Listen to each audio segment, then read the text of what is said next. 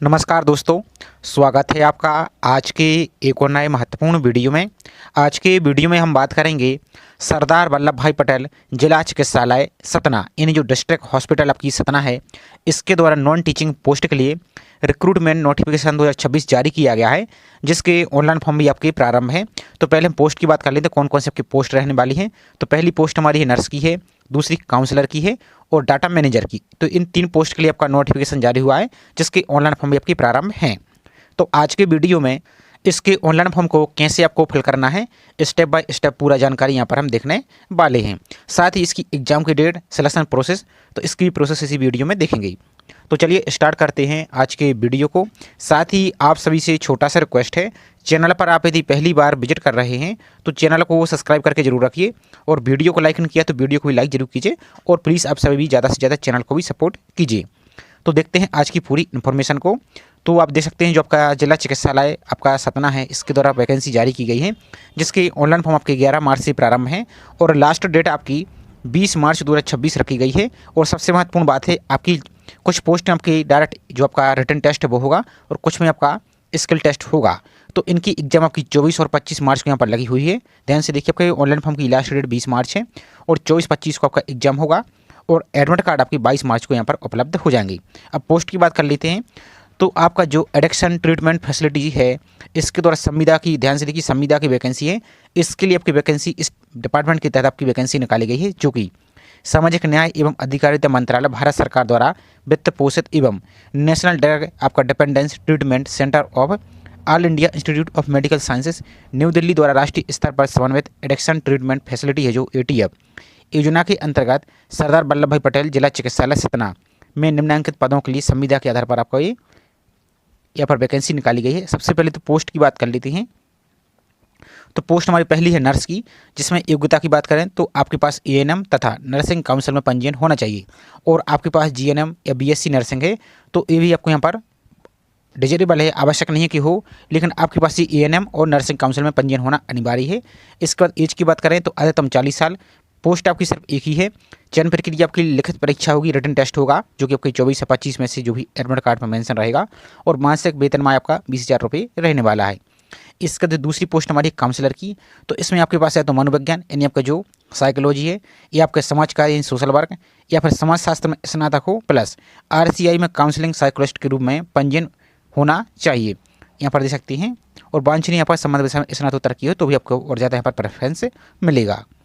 इसके लिए देखिए, जो डाटा मैनेजर है तो इसमें आपके पास सिंपल ग्रेजुएशन होना चाहिए। इसके साथ ही आपके पास कंप्यूटर में डिप्लोमा होना चाहिए, जैसे आपका DCA PGDC हुआ, और उसमें आपकी CPCT हिंदी और अंग्रेजी आपके यहाँ से होने चाहिए यहाँ पर। बाकी आपकी वांछनीय है तो इसमें आपके पास नहीं तो कोई समस्या नहीं है।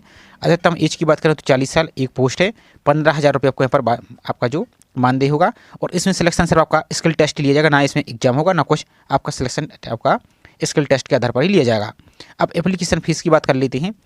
तो जो आवेदन शुल्क आपका टोटल 400 रुपये है। यहाँ पर देखिए, इसमें मध्य प्रदेश के मूलवासी जो SC ST OBC non creamy हैं और दिव्यांगजन और EWS, उनके लिए 200 रुपये, बाकी के लिए यहाँ पर 400 रुपये लगेगा। और विज्ञापित पदों का कार्यकाल 31 मार्च तक यहाँ पर प्रदर्शन एवं परियोजना निधि उपलब्धता के आधार पर रहेगा, विस्तार योग्य होगा, तो इसको बाकी पढ़ सकती हैं। इसमें आपकी आवेदन की प्रक्रिया, तो ऑनलाइन फॉर्म कैसे फिल करना है तो वही आपको यहाँ पर बताने वाले हैं। चयन प्रक्रिया किस प्रकार से रहेगी तो आपको देख सकती हैं। कुछ पोस्ट में आपका लिखित टेस्ट होगा और कुछ में आपका टाइपिंग टेस्ट होगा, इनको बाकी आप स्वयं पढ़ सकते हैं। नियम और सेवा शर्तें इसको आप एक बार जरूर देख लीजिए, लेकिन एक बार अप्लाई करने से पहले इसकी जो सामान्य शर्तें हैं, चयन प्रक्रिया है, इस प्रकार से इनको जरूर एक बार पढ़ लीजिए। और यहाँ पर देख सकते हैं आपका अनुबंध है जो 31 मार्च 2026 को स्वतः समाप्त हो जाएगा, और संतोषजनक एवं कार्यनिधि उपलब्धता के आधार पर विस्तार योग्य होगा। तो इसको आप सब यहाँ पर आज आराम से पढ़ लीजिए। यदि आप एलिजिबल हैं और इंटरेस्ट अप्लाई करना चाहते हैं तो इसको अप्लाई कर सकते हैं। बाकी आपका जो डॉक्यूमेंट कौन कौन से लगेंगे तो उनको आप देख लीजिए। इसके लिए जो नर्स है इसका सिलेबस क्या रहेगा तो सिलेबस को यहाँ पर आप पढ़ सकते हैं।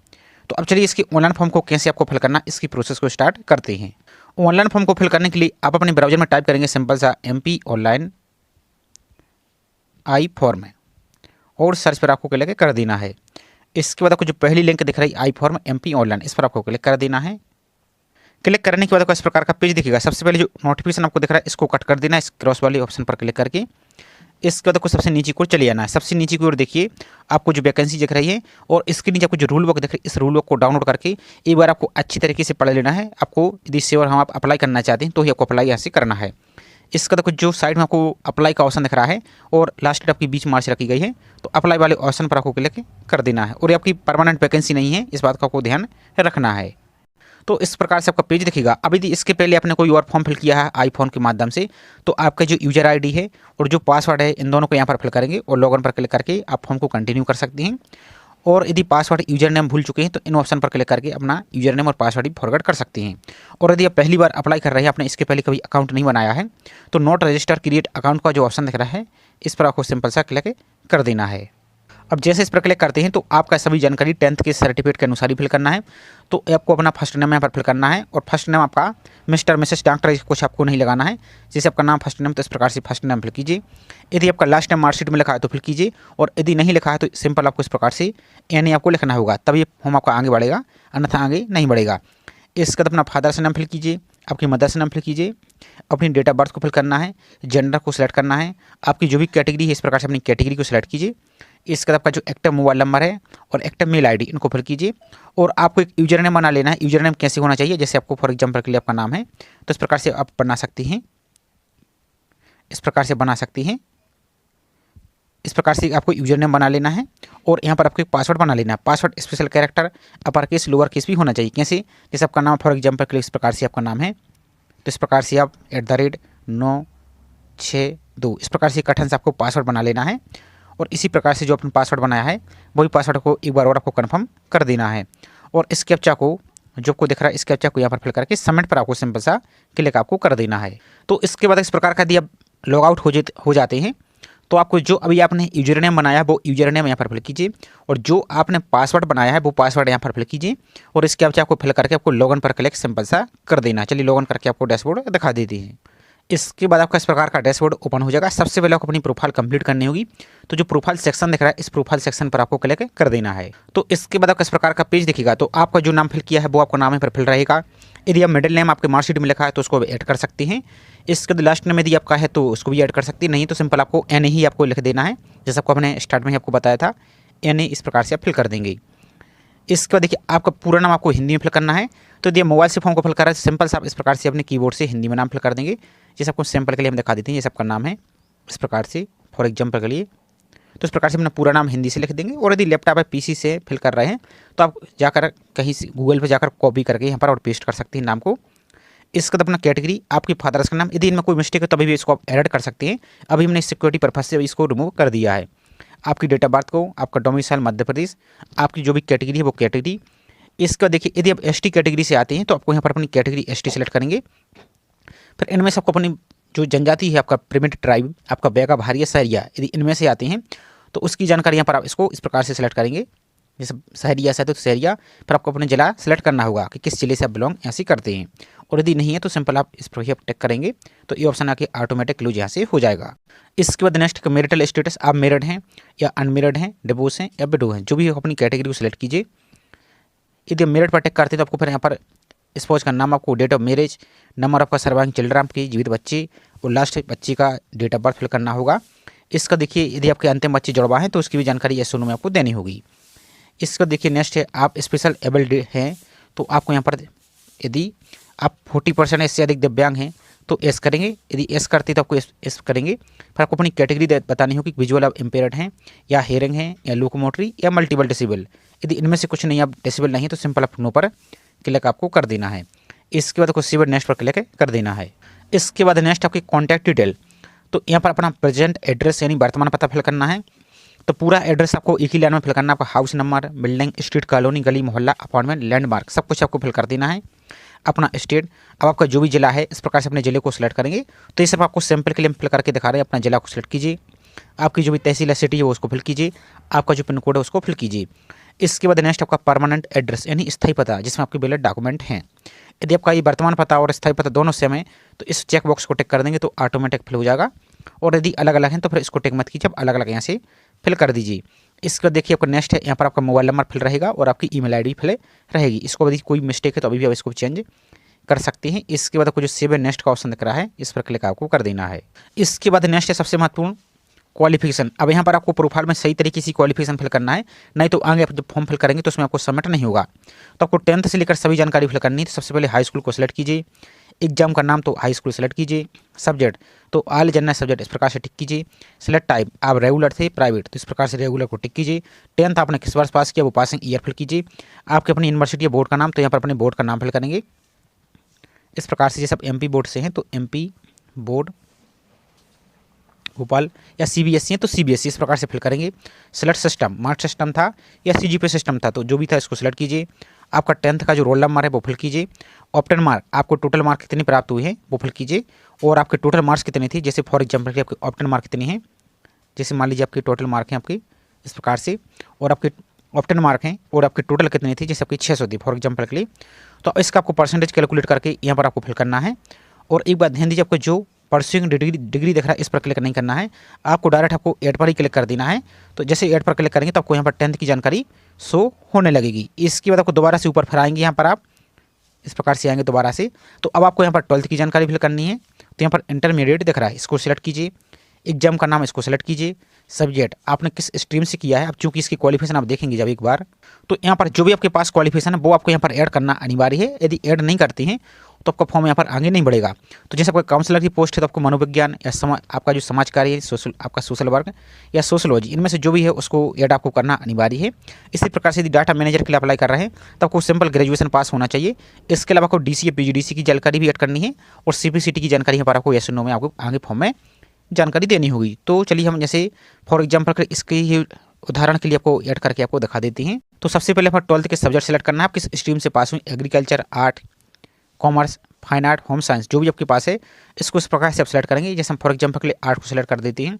आपका रेगुलर, आपके पासिंग ईयर, 12th आपने किस बार पास किया वो, बोर्ड का नाम MP board, mark system, 12th के रोल नंबर, अब आपके जो टोटल मार्क्स कितने थे, तो आपने 12th में जो भी आपके टोटल मार्क्स थे वो यहाँ पर आप फिल करेंगे। अपने ऑप्टेन मार्क को फिल करेंगे। जैसे फॉर एग्जांपल के लिए आपके जो भी ऑप्टेन मार्क हैं, और यहाँ पर आपको टोटल मार्क को फिल करना है जो भी आपके टोटल मार्क्स थी। तो यहाँ पर जैसे आपके 500 थे फॉर एग्जांपल के लिए, तो इस प्रकार से फिल करेंगे। और आपका जो भी परसेंटेज यहाँ पर बन रहा है वो परसेंटेज को फिल कीजिए, और डायरेक्ट आपको ऐड पर क्लिक कर देना है। तो आपके 12th की जानकारी यहाँ पर देखेंगे तो आपके 12th की जानकारी 10th के नीचे शो हो जाएगी। इसके बाद आपको ग्रेजुएशन की जानकारी भी ऐड करनी है। तो यहाँ पर देखिए आपको अब इंटरमीडिएट की जगह आपको ग्रेजुएशन सेलेक्ट करना है, यूजी स्नातक। तो अब स्नातक में आपने जो भी किया है क्वालिफिकेशन आपका, तो वो यहाँ पर इसको आप सेलेक्ट करेंगे। जैसे हम सिंपल के लिए बीए सेलेक्ट कर देते हैं, इस प्रकार से इसको सेलेक्ट करेंगे। अब आपकी इसके बाद थोड़ा देर बाद यहाँ पर पेज लोड होगा, थोड़ा आपको वेट करना है। अब आपके जो भी सब्जेक्ट रहे बीए में वो यहाँ पर इसको सेलेक्ट कर लेंगे। तो जैसे यहाँ पर किसी एक को यहाँ पर सिंपल के लिए सेलेक्ट कर लेते हैं हम, इस प्रकार से इसको हम सेलेक्ट कर लेते हैं। जैसे यहाँ पर जैसे कंप्यूटर साइंस, आपका हिस्ट्री या जो भी आपका रहा है, इस प्रकार से आप देखिए। तो बहुत सारे सब्जेक्ट हैं यहाँ पर, जो भी आपके कॉम्बिनेशन यहाँ पर रहा है, यहाँ पर आएंगे आप, तो सभी सब्जेक्ट की लिस्ट यहाँ पर दिख रही है। तो इसको आप आराम से इसको चेक करके सिलेक्ट यहाँ पर से आप कर लीजिए। तो जैसे इसको हम सेलेक्ट कर लेते हैं। इसका रेगुलर, पासिंग ईयर, अब आप अपनी जो भी यूनिवर्सिटी है यहाँ पर बोर्ड के नाम पर आपको अपनी यूनिवर्सिटी के नाम फिल करेंगे, और marks system, roll number, total marks आपके कितने हैं वो यहाँ पर फिल करेंगे, और आपके ऑप्टेन मार्क, इन सभी को फिल करके अपना परसेंटेज को फिल करेंगे, और ऐड पर क्लिक कर देंगे। तो आपकी ग्रेजुएशन की जानकारी भी यहाँ से ऐड हो जाएगी। लेकिन ध्यान दीजिए यहाँ पर एक जानकारी और इन्होंने मांगी है, डिप्लोमा। तो डिप्लोमा की भी जानकारी आपको ऐड करनी है। कैसे ऐड करेंगे चलिए वो और समझ लीजिए। तो यहाँ पर अपने डीसीए की जानकारी या पीजीडीसी की जानकारी भी ऐड करनी है। तो यहाँ पर आएंगे तो अब आपको यहाँ पर क्या करना है, डिप्लोमा। यदि आप डीसीए किए हैं तो डिप्लोमा को सेलेक्ट कीजिए। यहाँ पर एग्जाम नाम, तो यहाँ पर आपको जो डीसी है वो यहाँ पर आप सेलेक्ट करेंगे। जैसे CCC आपका बहुत सारे यहाँ पर है, यहाँ पर आप देखेंगे तो डीसी दिख रहा है, डिप्लोमा इन कंप्यूटर एप्लीकेशन, इसको सेलेक्ट करेंगे। सब्जेक्ट में नाम, अब यहाँ पर सब्जेक्ट नाम है तो आप सिंपल यहाँ पर कुछ नहीं तो डीसीए ही फिल कर दीजिए। आपका रेगुलर है, पासिंग ईयर अपनी यूनिवर्सिटी का नाम, इसका अपना रोल नंबर और मार्क सिस्टम आपका, obtain mark, total mark, percentage और ऐड कर देंगे। और यदि आपके पास पीजीडीसी है तो फिर यहाँ पर आपको इसको क्या सेलेक्ट करना है, यहाँ पर आएंगे डिप्लोमा की जगह आपको यहाँ पर स्नातकोत्तर यानी पीजी डिप्लोमा, इसको सेलेक्ट कीजिए। एग्जाम नाम तो पीजी डिप्लोमा आ जाएगा। सिलेक्ट सब्जेक्ट, तो यहाँ पर आपको पीजीडीसी देखने को मिल जाएगा। यहाँ पर आप नीचे को आएंगे, इसको इस प्रकार से सेलेक्ट करते जाइए। तो यहाँ पर एक ऑप्शन आपको पीजीडीसी का भी दिखेगा। देखिए यहाँ पर पीजीडीसी दिख रहा है। सेम आपको वही रेगुलर, पासिंग ईयर, आपकी यूनिवर्सिटी का नाम, जैसे आपका माखनलाल चतुर्वेदी राष्ट्रीय पत्रकारिता विश्वविद्यालय है तो उसका फुल फॉर्म फिल कर देंगे, या आप सिंपल यहाँ पर MCU भोपाल इस प्रकार से फिल कर देंगे। और आपका mark system, roll number, obtain mark, total mark, percentage और ऐड पर क्लिक कर देंगे। इतना काम आपको करने के बाद सभी जानकारी यहाँ पर दिखेगी। लेकिन बात आती है CBCT की। तो CBCT की यदि आप इसको सिलेक्ट करते हैं सर्टिफिकेट को, यहाँ पर आपको दिखा देते हैं सर्टिफिकेट, प्रमाण पत्र यानी सर्टिफिकेट। तो यहाँ पर सीबीसीटी की किसी प्रकार की यहाँ पर जानकारी नहीं, तो आपको जब फॉर्म फिल करेंगे वहाँ पर उसकी जानकारी येस नो में आपको फिल करनी होगी। तो इन सभी को फिल करने के बाद आपको चेक कर लेना है। इसके बाद आपको नेक्स्ट पर सिंपल सा क्लिक कर देंगे। अब इसके बाद नेक्स्ट है आपकी फ़ोटो। तो पासपोर्ट साइज की रिसेंटली फ़ोटो आपको अपलोड करनी है वाइट बैकग्राउंड की, और उसमें टोपी चश्मा कुछ भी आपको नहीं लगाना है, और यहाँ पर ब्राउज करके आप फोटो को अपलोड कर देंगे। इसके बाद अपने सिग्नेचर करेंगे, सिग्नेचर को ब्राउज करके अपलोड कीजिए और इन दोनों पर इस प्रकार से टिक कर दीजिए। इसका देखिए यदि रिजर्व कैटेगरी से अप्लाई कर रहे हैं तो आपका जो जाति प्रमाण पत्र है, जाति प्रमाण पत्र को अपलोड करना है जेपीजी फॉर्मेट में, और 200 KB से ज़्यादा यहाँ पर नहीं होना चाहिए। और इसका पिक्सल और हाइट और विड्थ को आप चाहें तो 200 पिक्सल इसकी चौड़ाई रख दीजिए और 200 पिक्सल इसकी हाइट रख दीजिए, और ब्राउज पर क्लिक करके इसको अपलोड कर दीजिए। इसी प्रकार से आपका निवास प्रमाण पत्र भी अपलोड कर दीजिए। इसके बाद आपको सेव नेक्स्ट पर क्लिक आपको कर देना है। अब जैसे ही नेक्स्ट पर क्लिक करते हैं तो आपकी प्रोफाइल कंप्लीट हो जाएगी। आपकी पूरी जानकारी, फोटो, सिग्नेचर, सभी डिटेल्स आपको दिख रही होंगी, और यहाँ पर आपका पासिंग ईयर दिख रहा होगा। तो अभी हमने ऐड नहीं किया, लेकिन बाद में ऐड कर लेंगे। और आपने जो भी यहाँ पर जानकारी फिल की है, जैसे आपका जाति प्रमाण पत्र, आपका निवास प्रमाण पत्र, इनको क्लिक करके एक बार चेक कर लीजिए कि वही अपलोड हुआ है, ऐसा तो नहीं कुछ और गलत अपलोड हो गया है। इसके बाद अपनी प्रोफाइल को यहाँ पर प्रिंट कर सकते हैं। अब प्रिंट करने के बाद सबसे ऊपर की ओर आएंगे तो यहाँ पर एक ऑप्शन दिख रहा है, आपको यूजर नेम दिख रहा होगा, यहाँ पर एक लॉगआउट दिख रहा है, एक आपको होम का ऑप्शन दिख रहा है। तो जो होम का ऑप्शन है, इस होम पर ही आपको क्लिक कर देना है फॉर्म को अप्लाई करने के लिए। अभी आपकी प्रोफाइल कंप्लीट हुई है, फॉर्म यहाँ से आपका फॉर्म फिल नहीं हुआ है। जैसे फॉर्म पर क्लिक करते हैं तो आपको एक ऑप्शन दिख रहा है यहाँ पर रनिंग एप्लीकेशन फॉर्म, इसी रनिंग एप्लीकेशन फॉर्म पर ही आपको क्लिक कर देना है। तो इसके बाद आप दोबारा से इसी प्रकार के पेज पर आ जाएंगे, आपको नीचे की ओर चले जाना है।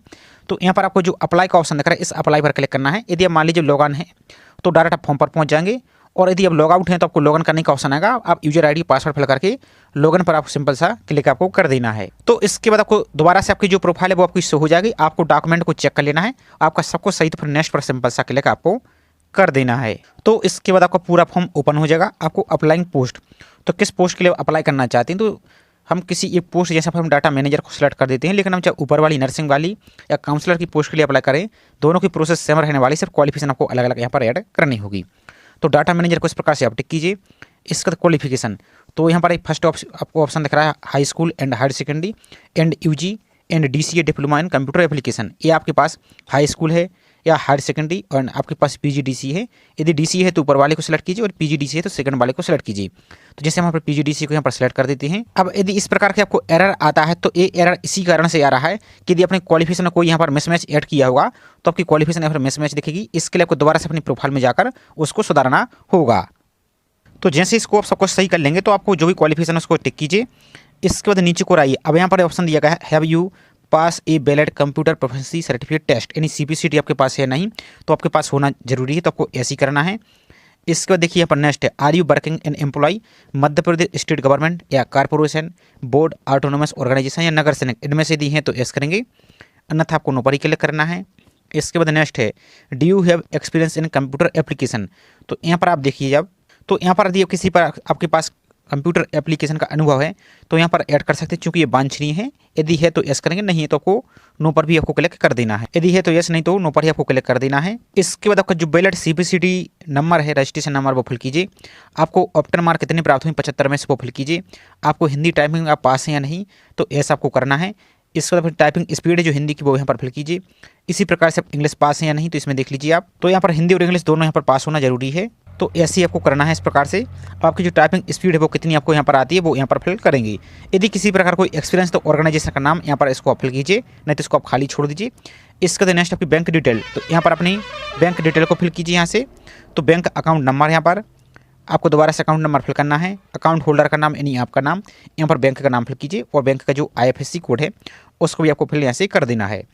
इसके बाद आपकी डॉक्यूमेंट अपलोड करनी होगी, तो सबसे पहले आपको 10th का जो मार्कशीट या सर्टिफिकेट है उसको अपलोड करना है। JPG फॉर्मेट में 200 KB से ज़्यादा नहीं होनी चाहिए। तो गैलरी से ब्राउज करके इसको यहाँ पर आप सेलेक्ट कीजिए, तो आपकी अपलोड हो जाएगी। इसके बाद 12th की मार्कशीट अपलोड करनी है। एसेंशियल क्वालिफिकेशन, अब इस पोस्ट के लिए यहाँ पर आपकी ग्रेजुएशन मांगी गई है, सिंपल ग्रेजुएशन, प्लस आपके पास DCA मांग गया है, PGDCA। इसके बाद आपका जो CPCT, इन तीनों की आपको कंबाइंड PDF बनाना है और यहाँ पर आपको अपलोड कर देना है। और PDF आपकी 500 KB से ज़्यादा नहीं होनी चाहिए। इसके बाद आपका CPCT का आपका स्कोर कार्ड है, स्कोर कार्ड भी आपको JPG फॉर्मेट में यहाँ पर आपको अपलोड कर देना है। इसका देखिए एक्सपीरियंस यदि आपने नो किया है तो आपको अपलोड करने की आवश्यकता पर नहीं है। और आपका नेक्स्ट है फोटो आइडेंटिटी कार्ड, तो इसमें आपको या तो आप Aadhaar card, voter ID card, driving licence, जो कुछ भी है, दोनों साइड की कंबाइंड PDF बनाना है। यहाँ पर देखिए आइडेंटिटी कार्ड इन्होंने जेपीजी ही बोला है, तो आप जेपीजी यहाँ पर अपलोड कीजिए। यहाँ पर आपको यदि आपका आधार कार्ड अपलोड करते हैं तो दोनों साइड की आपको पीडीएफ आपकी जो इमेज है उसको मर्ज कर लेना है।